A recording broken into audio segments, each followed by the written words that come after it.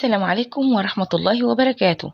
فضلا وليس أمرا، اللي مشتركش في القناة وأول مرة يشوف قناتي ياريت بسرعة تشترك وتتفضل تنورني في قناتي.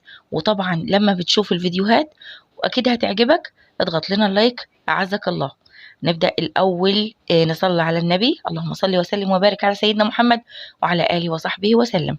النهاردة هنقدم سفرة جميلة. السفرة دي كانت وحشانا من قبل رمضان، كان نفسنا فيها بصراحة جدا جدا جدا. السفرة دي عبارة عن فسيخ ورنجة وتونة بس بطريقة مختلفة جدا. أغلب الناس بتاكل الفسيخ يدوبك بتنضف البطن بتاعته وبتاكله بالمعلقة أو بتاكله بالعيش كده مخلي وخلاص.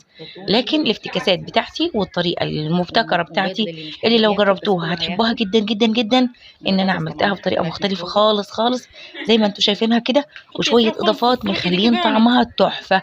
عايزة اقول لكم الاطباق دي اتمسحت مسح. شايفين كمية العيش دي كلها هتخلص، والاطباق والبطاطس والتونة والرنجة والفسيخ كله هيتنسف. اول حاجه انا عملتها قطعت بطاطس وبدات احمرها وسلقت بيض وبدات اشوي في الرنجايه. في ناس ما بتحبش تديها التشويحه دي، بس انا بحس ان هي لحمه مدخنه بس نيه. انا بحب اشويها الشويه دي، بصوا بتطلع لي كمان كميه دهون وبتخلصني من اي زفره ممكن تكون موجوده في الرنجه، وبتخلي لحمها كده حلو وبيطلع فصوص فصوص ويبقى طعمها روعه. اول حاجه انا عملتها جبت الطحينه، دي طحينه خام من عند الفسخاني، ممكن تعمليها في البيت. انا عامله برضو بطرمان من الطحينه بمنتهى البساطه ومنتهى التوفير، بمكونين بس، وهتعملي كميه برضو من الطحينه جميله جدا.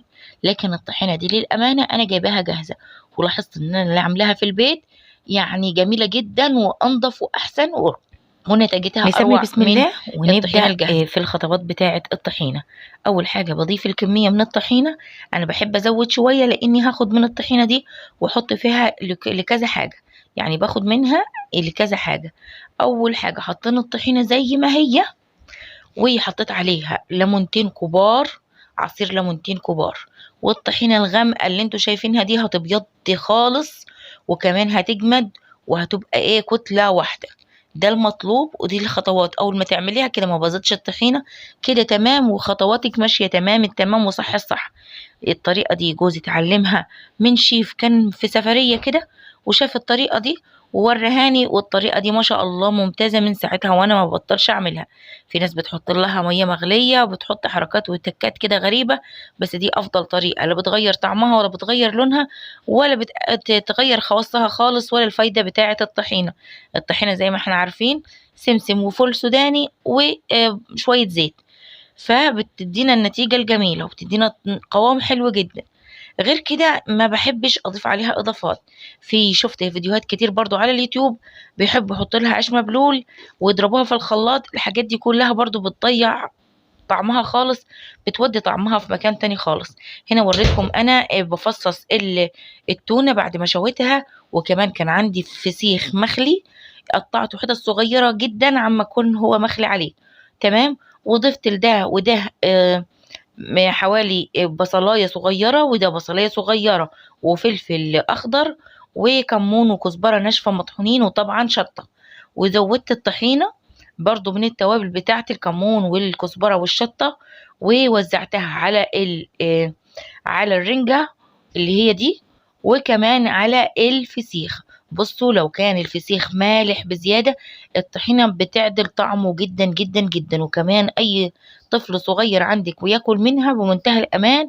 ولو حد بيعاني مثلا ضغطه عالي أو حاجة بياكل من الحاجات دي. طبعا الطحينة فايدتها إن بتخفف لك الملوحة اللي فيها وبتخلي لك يعني تعبها. الناس اللي بتتعب من الفسيخ والملوحة والرنجة والحاجات دي مش هتحس بتعب نهائيا، ده فضلا للطحينة.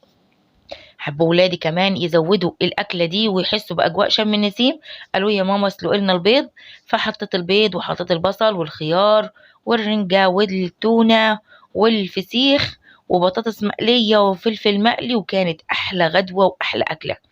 طبعا كلنا كان نفسنا في الأكلة الجميلة دي. جربوها بالطريقة دي وجربوها بالطحينة. وطبعا مش هأكد عليكم تاني لو سمحتوا وإذا تكرمتوا حطوا لنا لايك، واللي ما اشتركش في القناة يشترك في القناة. أستودعكم الله، والسلام عليكم ورحمة الله.